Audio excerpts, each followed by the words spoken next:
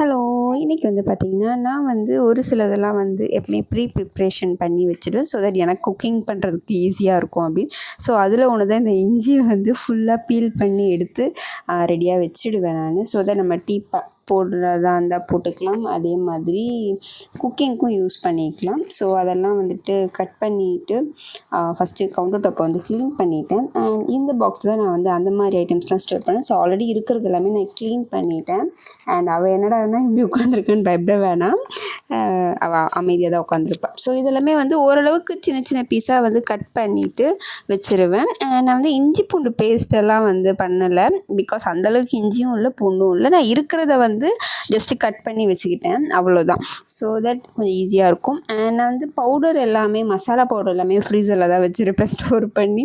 எனக்கு கொஞ்சம் ரொம்ப நாள் நிற்கிற மாதிரி ஒரு ஃபீல். ஸோ அதில் வந்து மல்லிப்பொடி மட்டும் கம்மியானதுனால, இல்லை சுத்தமாக காலி பண்ணதுனால, ஆல்ரெடி ஓப்பன் பண்ணது நான் கொட்டி வைக்கலை. ஸோ அதனால் வந்துட்டு அதையும் ஃபுல்லாக வந்து கொட்டி வச்சுட்டு அந்த ஒரு பேக்கெட் வந்து அதில் ஃபுல்லாகவே ஸ்டோர் ஆகிடும். அண்ட் இந்த பாக்ஸ் வந்து எனக்கு ரொம்ப யூஸ்ஃபுல். நான் 2 வாங்கி வச்சுருக்கேன். அண்ட் அதுக்கப்புறம் நெய் டப்பாலையும் நெய் இல்லை. ஸோ இதையும் வந்து ஊற்றி வச்சிடலாம்னு சொல்லிட்டு பெரிய கண்டெய்னர்லேருந்து குட்டிக்கு வந்து மாற்றிட்டேன். ஸோ நம்ம டிஃபன்லாம் பண்ணும்போது கொஞ்சம் ஈஸியாக இருக்கும், அதனால தான். அண்ட் எனக்கு வந்து கிச்சனில் ரொம்ப நேரம் நிற்கிறதுக்கு வந்து பிடிக்காது. மேக்ஸிமம் 1 hour அவ்வளோதான். அண்ட் எண்ணெய் வந்து ஆல்மோஸ்ட் காலி தான். அண்ட் அதையும் வந்து பண்ணணும். பட் வாஷ் பண்ணல, அதனால நான் அப்படியே அந்த கவரில் போட்டு வச்சுட்டேன். அண்ட் பூண்டு வந்து ஒரு 2-3 தான் முழு பூண்டு இருந்தது. ஸோ அதையும் வந்துட்டு நான் கொஞ்சம் தண்ணி சூடு பண்ணிவிட்டு, கொதிக்க வைக்கல, லைட்டாக சூடு பண்ணிவிட்டு அதில் வந்து வைக்கணும். அண்ட் மேடம் வந்து அதுக்குள்ளே செம்மையாக அழ ஆரம்பிச்சிட்டாங்க.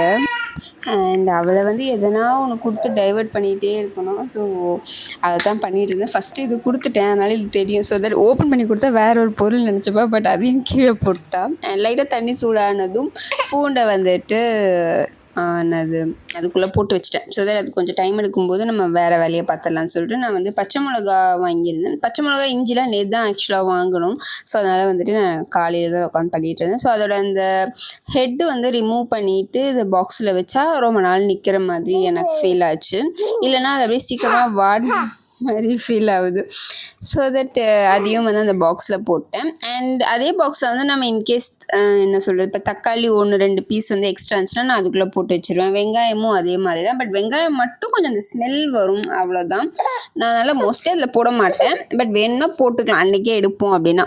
ஸோ பூண்டு வந்து கொஞ்சம் தான் உரித்தேன், பேலன்ஸ் வந்து அதிலே வச்சுட்டு அந்த தண்ணியிலே, பிகாஸ் அவள் அழ ஆரம்பிச்சிட்டா. அதனால் அவள் பண்ண வேலையை நீ க்ளீன் பண்ண. அந்த பட்டாணியுமே அப்படி தான் நான் வந்து காலையில் ஊற வச்சுட்டு நைட் வந்து எடுத்து ஃப்ரீசரில் வச்சுப்பேன். ஸோ தட் குக்கிங்க்கு நம்மளுக்கு ரொம்ப யூஸ்ஃபுல்லாக இருக்கும் இது. ஸோ அவ்வளோதான். டாடா.